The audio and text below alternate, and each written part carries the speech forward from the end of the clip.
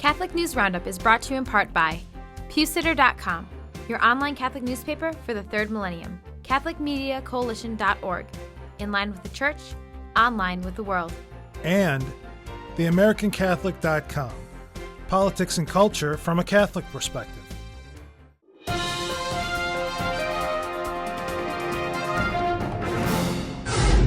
Hello and welcome to today's edition of Catholic News Roundup. I'm Michael Voris.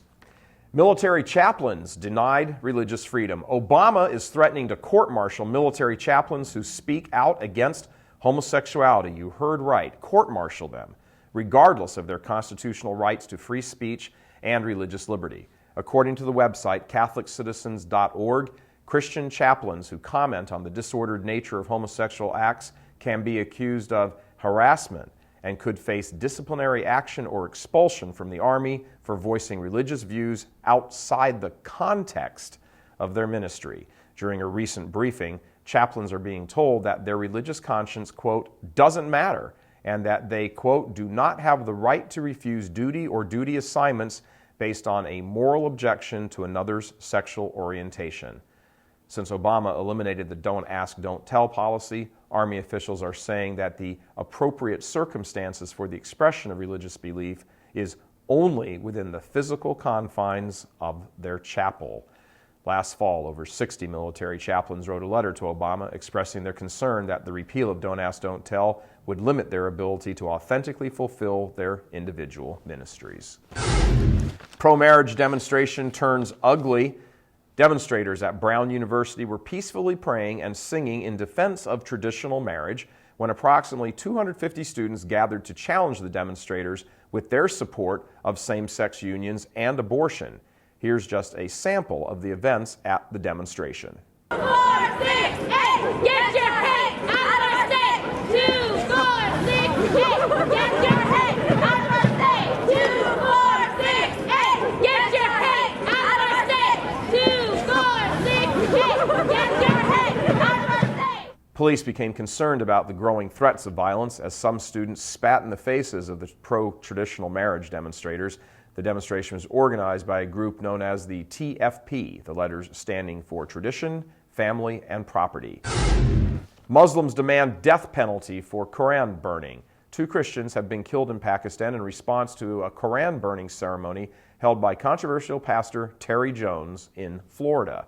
According to the website Blaze.com, Islamic extremists attacked a Christian church intending to burn it, but were unsuccessful.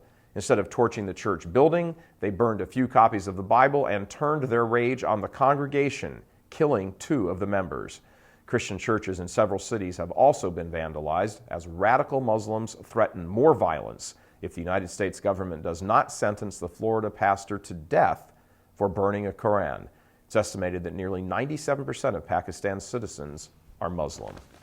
Stay with us. We'll be back in just a few seconds. Catholic News Roundup is brought to you in part by NewOxfordReview.org, the voice of Catholic Orthodoxy, in print and on the web, and RenewAmerica.com, expanding the influence of America's grassroots in the cause of freedom. CatholicUnderground.com, the podcast about our Catholic faith and new media. Bishops' Conference concerned about housing regulations. The United States Conference of Catholic Bishops has filed comments with the Department of Housing and Urban Development, also known as HUD, over concerns that religious organizations will be forced to recognize same-sex couples as family units if they want to continue operating. The National Catholic Register reports that the department's most recent proposal violates the Defense of Marriage Act, made law by Congress, unconstitutionally challenging faith-based institutions like Catholic Charities.